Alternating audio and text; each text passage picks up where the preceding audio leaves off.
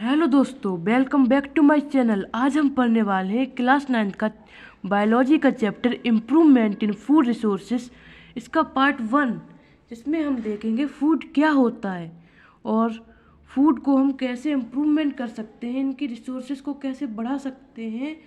आज तो हम देखते हैं। Food is the basic necessity of all living organism. जो फूड है वो हमारे लिए बहुत ज़रूरी है। अगर फूड नहीं होगा तो हम मर जाएंगे, अगर हम 2-3 दिन तक फूड कंज्यूम नहीं करेंगे। एक होता है नीड होता है खाना, जैसे वी कांट सर्वाइव। अगर हमको नीड की चीज़ नहीं मिलेगी, फूड हमारा एक नीड है, वाटर भी हमारी नीड है, तो हम मर जाएंगे, हम सर्वाइव नहीं कर सकते, हम जी नहीं सकते। वांट होता है, जैसे पिज़्ज़ा, बिस्लरी, मतलब कुछ लोग होते हैं उनकी वांट होती है, वो पिज़्ज़ा खाते हैं, वो टेस्ट और हैप्पीनेस के लिए। Our body requires food for its growth. हमारी बॉडी को फूड की ज़रूरत इसलिए होती है क्योंकि ग्रो होने के लिए। अगर हम फूड को कंज्यूम नहीं करेंगे तो हमारी ग्रोथ नहीं होगी, हमारा डेवलपमेंट नहीं होगा, हमारे जो सेल्स डैमेज हो जाते हैं वो रिपेयर नहीं होते हैं, रिपेयर नहीं होंगे, हमको चोट लग जाएगी तो वो सेल्स रिपेयर नहीं होंगे। हमारा मेंटेनेंस भी फूड की तरह रहता है और हमको फूड डिजीज से बचाता है। अगर हम फूड को कंज्यूम करेंगे तो हमको एनर्जी मिलेगी जो हमें डिसीज से लड़ने में हेल्प करेगा। मेन कंपोनेंट ऑफ फूड या constituent of food protein, vitamins, minerals, carbohydrates and fat. जो हमारे फूड के कंपोनेंट्स होते हैं वो क्या होते हैं? हमें फूड से प्रोटीन मिलता है, विटामिन्स मिलते हैं, मिनरल्स मिलते हैं और कार्बोहाइड्रेट्स मिलते हैं और फैट्स मिलता है। अब हम पढ़ेंगे सोर्स ऑफ फूड। फूड के सोर्सेस क्या होते हैं? Both plant and animals are the major source of food.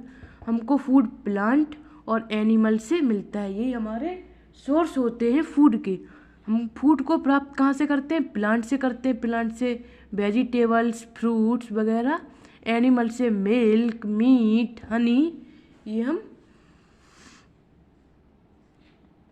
हमको मिलता है किससे? प्लांट्स एंड एनिमल से। सोर्स ऑफ फूड, हमको फूड कहाँ से मिलते हैं? एग्रीकल्चर क्या होता है?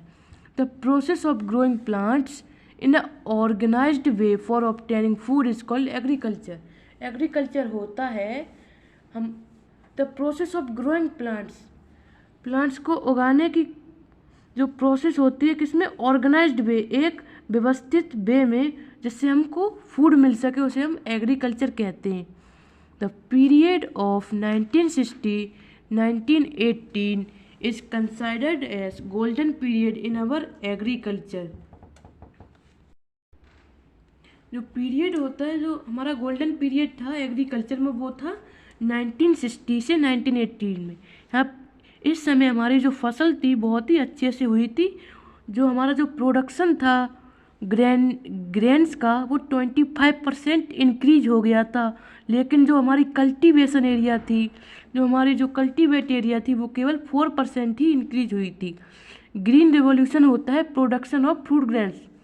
ये हमारी इसको हम हिंदी में हरित क्रांति कहते हैं। इसे जो स्वामी एम एस स्वामीनाथन ने चलवाई थी, इसके जो संचालक थे वो एम एस स्वामीनाथन थे। इससे हमें ये क्या होता है? इसका मतलब production of food and grains. Blue revolution, इसका मीन्स होता है प्रोडक्शन ऑफ फिशेस या पिसिकल्चर्स। वाइट रिवॉल्यूशन का मतलब होता है प्रोडक्शन ऑफ मिल्क। येलो का मतलब होता है प्रोडक्शन ऑफ ऑयल्स एंड। अब हम पढ़ने वाले हैं crop production. Plants provide us foods in form of cereals, vegetables, fruits, pulses and oils. जो प्लांट से हमें फूड मिलता है वो किसकी फॉर्म में मिलता है? सीरियल्स, वेजिटेबल्स मतलब सब्जियां, सीरियल्स मतलब ग्रेन्स, बीट या राइस मतलब चावल और गेहूँ, और सब्जियां, फ्रूट्स, फल, पल्सेस, दालें और तेल्स वगैरह से हमें फूड है वो मिलता है। टाइप्स ऑफ क्रॉप्स क्या होती हैं? तो जो टाइप्स ऑफ क्रॉप्स होती हैं वो होते हैं हमारे सीरियल्स, जो होते हैं रिच इन कार्बोहाइड्रेट। सीरियल्स होते हैं वो रिच इन कार्बोहाइड्रेट होते हैं। ये होते हैं राइस, मेजे, वीट, बार्ली। राइस मीन्स हमारे गेहूँ, माइजे मीन्स मक्का, बीट मीन्स राइस मीन्स हमारे चावल, माइजे मीन्स मक्का, बीट मीन्स गेहूँ और बार्ली मीन्स बाजरा आदि। जो पल्सेस से हमें प्रोटीन मिलता है, इसमें हमारे होते हैं ग्राम, मूंग, अरहर, उड़द। ऑयल सीड्स एंड क्रॉप, जो ऑयल सीड्स क्रॉप होते हैं जो इन्हें हमें एनर्जी देते हैं, इनसे हमें फैट भी मिलता है जो होता है सोयाबीन में और ग्राउंड नट में और मस्टर्ड ऑयल में, मतलब सरसों का तेल, मूंगफली का तेल और soybean. Fruits and vegetables crops, vitamin और मिनरल्स हमें मिलता है फ्रूट्स एंड वेजिटेबल क्रॉप्स, जो हमारे होते हैं orange, Apple, mango etcetera. Spices हमें किससे मिलता है, जो हमारे टेस्ट को इन्हेंस मतलब बढ़ा देता है, चिली, टर्मेरिक, ब्लैक पेपर, इससे हमें मिलता है क्या, स्पाइसेस। फूडर क्रॉप क्या होते हैं, फीड टू कैटल, जो हमारे जो लाइव स्टॉक होते हैं, मतलब जो कैटल होते हैं जिसे हम पालते हैं, जैसे गाय भैंस होती हैं, उनको जो हम भूसा फीड करते हैं, फीड मीस होता है खाना, उन्हें हम कौन सा खाना, भूसा वगैरह देते हैं, तो ये हमारे फोल्डेड क्रॉप होते हैं। फोल्डेड मीस होता है भूसा, तो इसमें हमारी बरसीम आ जाती है, ओट्स आ जाते हैं, सुदान ग्रास एक्सेट्रा। आगे हम पढ़ने वाले हैं क्रॉप सीजन। क्रॉप सीजन के टाइप्स, तो पहला होता है रबी क्रॉप, खरीफ क्रॉप, जायद क्रॉप। रबी क्रॉप होता है वो हमारा ग्रोन होता है अक्टूबर टू मार्च के पीरियड में, अक्टूबर टू मार्च में हमारे रबी क्रॉप्स होते हैं। और जो हमारी खरीफ क्रॉप होती है वो ग्रोन होती है, मतलब उगती हैं जून टू सितंबर के पीरियड में। और जो जायद क्रॉप होती हैं वो होती हैं अप्रैल टू जून के पीरियड में, ये विंटर सीजन में होती हैं। ये खरीफ क्रॉप रेनी सीजन में होती है, जायद क्रॉप समर सीजन में होती हैं।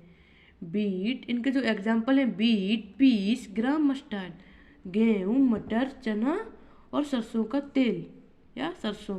राइस, माइजे, कॉटन, सोयाबीन हमारे खरीफ क्रॉप के एग्जाम्पल से, जायद के कुकुम्बर, मैनल। अब हम ये नोट्स पॉइंट है बहुत important.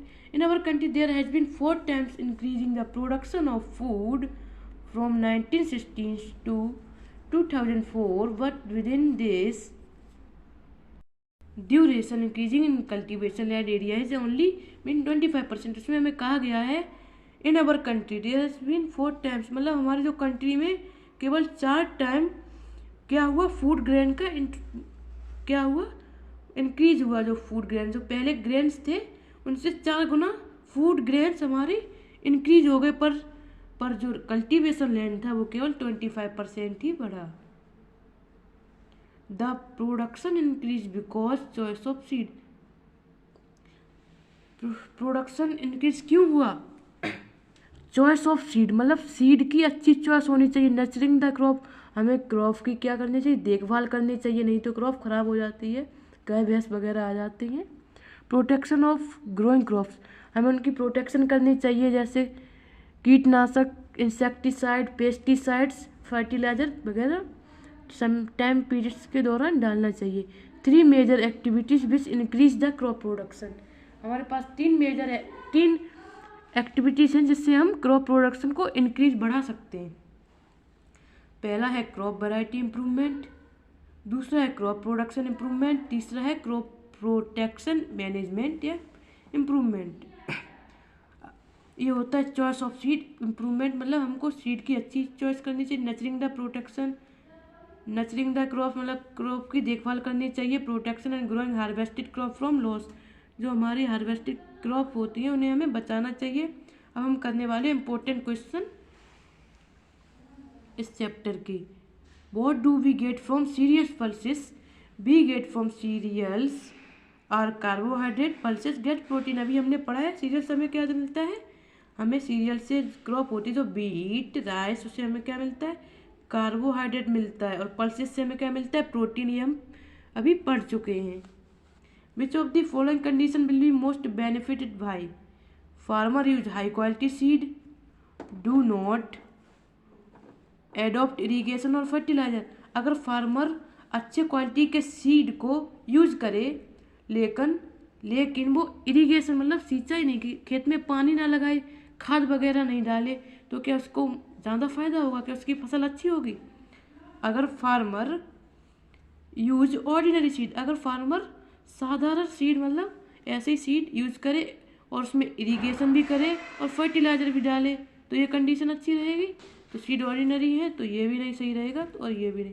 Farmer use high quality seeds, adopt irrigation and use protection, अगर farmer high quality seed use करता है, इरिगेशन मतलब सिंचाई भी करता है और उसकी देखभाल भी करता है, तो ये हमारा सही हो जाएगा ये कंडीशन। Thank you friends.